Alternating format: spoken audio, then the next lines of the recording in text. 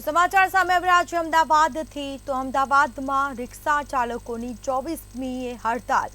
24 તારીખથી રિક્ષા ચાલકોની હડતાલ। આ સાથે રોજીરોટી બચાવ આંદોલન હેઠળ હડતાલ કરવામાં આવશે।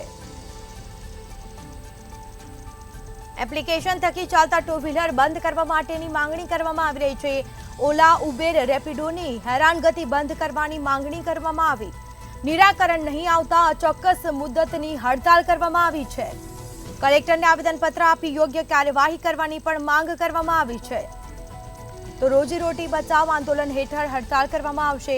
24 તારીખથી રિક્ષા ચાલકો હડતાલ પર ઉતરશે। કલેક્ટરને પણ આવેદનપત્ર આપી અને યોગ્ય કાર્યવાહી કરવાની માંગ કરાશે, જેમાં એપ્લિકેશન થકી ચાલતા ટુ વ્હીલરને બંધ કરવા માટેની લોકમાંગ ઉઠવા પામી છે। રિક્ષા ચાલકોએ માંગણી કરી છે।